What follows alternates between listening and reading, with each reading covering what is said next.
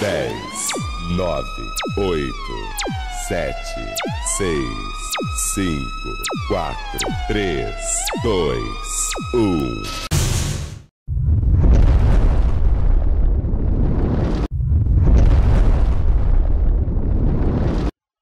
Сәлеметсіздер, құрметті демалушылар. Бүгінгі біздің сабағымыздың тақырыбы үйкөз күштер. Бүгінгі сабағымызда үйкөз күштер және олардың түрлерімен танысамыз. Бүгінгі сабағымызда қарастырылатын негізгі сұрақтар: сырғанау үйкөзі, домалау үйкөзі және тыныштық үйкөз күші.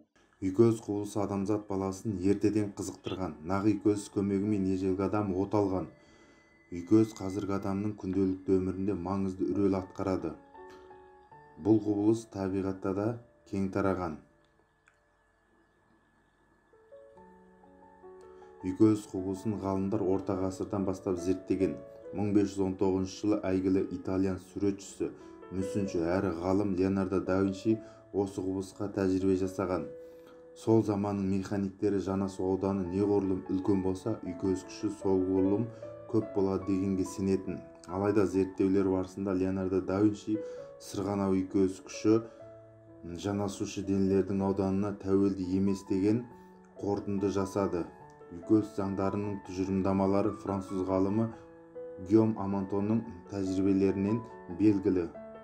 Ол Леонардо да Винчиден 180 жыл кейін, яғни 1699 жылы дененің басқа дене бетімен жанасуынан туындайтын үйкөз күші қозғалыс бағытына қарама-қарсы бағытталған сығушы күшке пропорционал және жанасушы бет ауданына тәуелді емес деген қорытынды жасаған.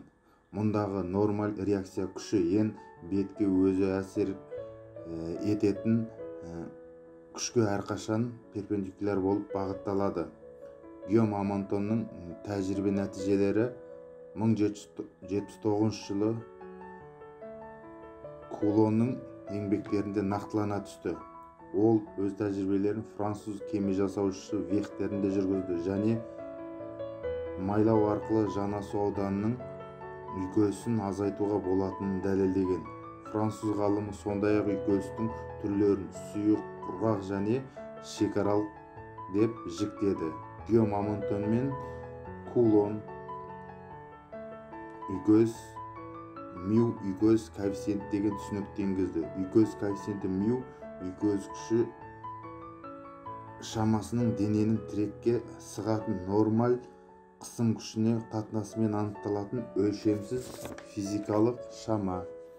Дене мен бет арасындағы үйкөз коэффициенті материалға, дененің және беттің кедір-бұдыр дәрежелеріне, сондай-ақ дененің бетке қатысты қозғалыс жылдамдығына байланысты. Үйкөз күші бұл дене қозғалған кезде жанасқан беттердің бойымен қозғалысқа қарама-қарсы пайда болатын күш. Үйкөздің пайда болу себептері: жанасу бетінің кедір-бұдыры, жанасқан беттердің молекулаларының өзара тартылысы. Үйкөз күшінің мәнін жақын түсіну үшін зерттеу сипатындағы тәжірибелік жұмысын орындайық. Үйкөздің үш түрі: тыныштық үйкөзі, сырғанау үйкөзі, домалау үйкөзі және дене салмағын салыстыру негізінде бірнеше тәжірибе жасайық. Алдымен динаметр шкаласының бөлу құнын анықтайық. Бірінші тәжірибеде динаметрдің көмегімен екі жүгі бар ағаш білеушенің салмағын өлшейміз. Өлшеу нәтижелерін дәптерге жазамыз.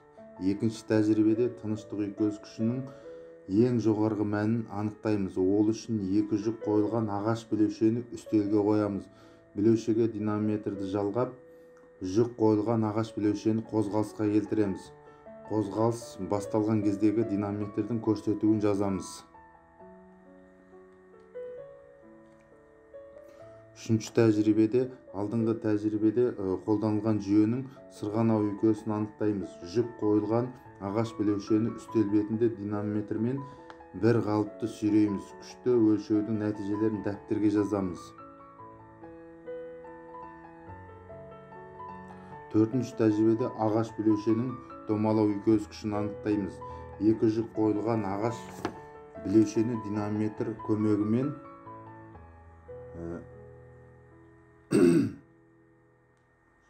Қарындаштың үстіне орналастырып, оны үстел бетімен бір қалыпты жылжытамыз. Осы кезде динамометрдің көрсетуін дәптерге жазамыз. Осы жасаған тәжірибелеріміз негізінде төмендегі сұрақтарға жауап беріп көрейік. Дене салмағы ма, әлде тыныштық үйкесінің ең жоғарғы мәні ме? Не артық? Тыныштық үйкесінің ең жоғарғы мәні ме, әлде сырғанау үйкөз күші ме? Не артық? Сырғанау үйкөз күші ме, әлде домалау үйкөзі ме? Осыны қорытындылай келе, тегіс беттегі сырғанау үйкөз күші дене салмағынан аз болады, ал домалау үйкөз күшінің мәні одан аз.